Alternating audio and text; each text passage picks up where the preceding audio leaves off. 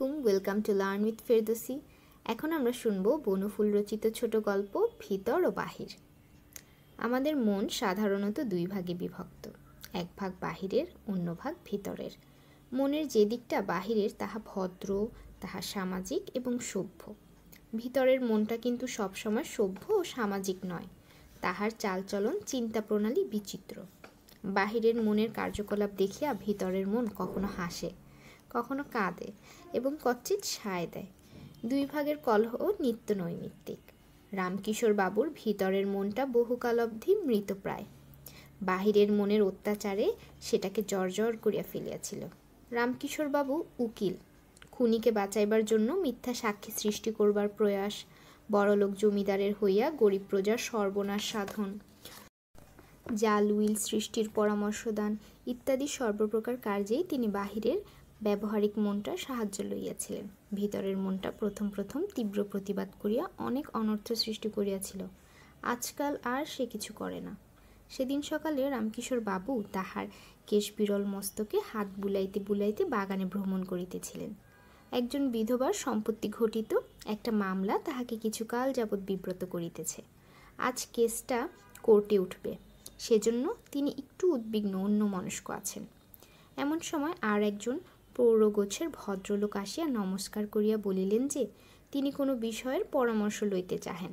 রামকিশোরবাবু ভদ্রলোককে চিনিতেন না, সুতরাং অসংকোচে বলিলেন, আইন সংক্রান্ত কোনো পরামর্শ দিতে হলে ফি নিয়ে থাকি, তা জানেন তো?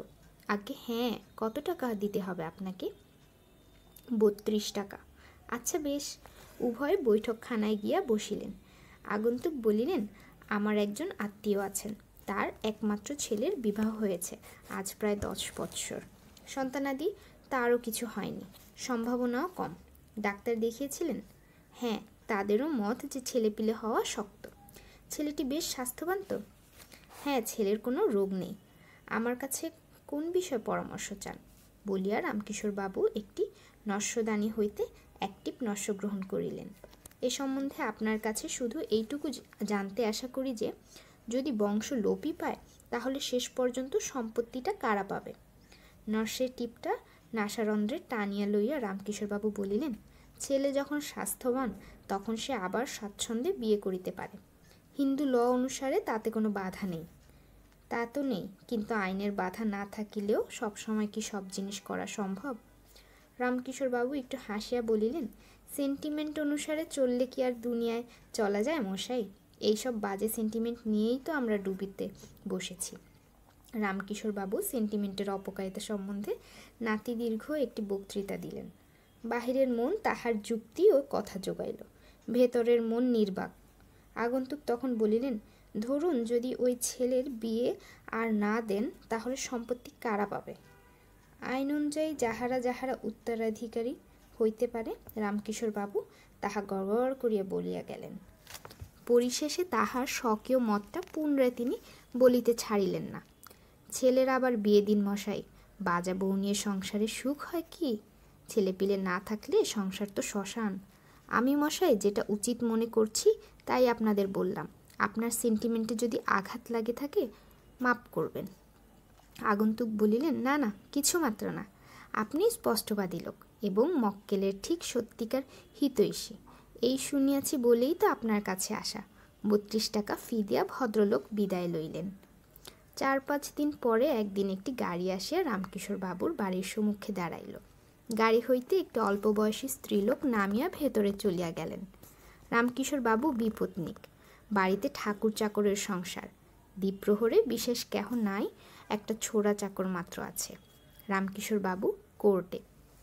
ছোড়া চাকরটা ট্রাঙ্ক, বিছানা প্রভৃতি নামাইয়া ভেতরে লইয়া গেল। ট্রাঙ্কের উপরে নাম লেখা সরোজিনী দেবী। ব্যবহারে বোঝা ছোড়া চাকরটা সরোজিনী দেবীকে চেনে না। তাছাড়া তরুণীর ব্যবহারে সে আশ্চর্য হইয়া গেল। সরোজিনী ভেতরে বারান্দায় গিয়া বাক্স বিছানায় রাখিয়া চাকরটাকে জিজ্ঞেস করিল, বাবু কোথায়? কাছারিতে। কখন আসবেন? জানি না। তিনি বারান্দায় নিজের বাক্সটার ওপর বসিয়া রহিলেন, বিষাদের প্রতিমা। রামকিশোর বাবু কোর্ট হইতে ফিরিয়া অবাক হইয়া গেলেন। এ কি সরি, তুমি হঠাৎ খবর না দিয়ে এলে যে? ও বাড়িতে থাকা আর পোষাবে না। কেন, ব্যাপার কি? রামকিশোর বাবু কন্যার ব্যবহারে ক্রমশ বিস্মিত হইতেছিলেন। পোষাবে না মানে? ওরা ছেলের আবার বিয়ে দিচ্ছে, তুমিও তো মত দিয়েছ। আমি মত দিয়েছি মানে? ওরা একজন অচেনা লোক তোমার কাছে পাঠিয়ে তোমার ঠিক মতটা জেনে নিয়ে গেছে। তুমি নাকি বলেছ ছেলের বিয়ে দেওয়াই ভালো। রামকিশোরের নেপথ্যবাসী ভেতরের মনটা তখন বাহিরের মনের টুটি চাপিয়া ধরিয়াছিল।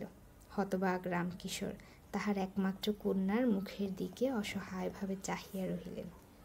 সরোজিনী জিজ্ঞাসা করিল, সত্যি তুমি বলেছ বাবা?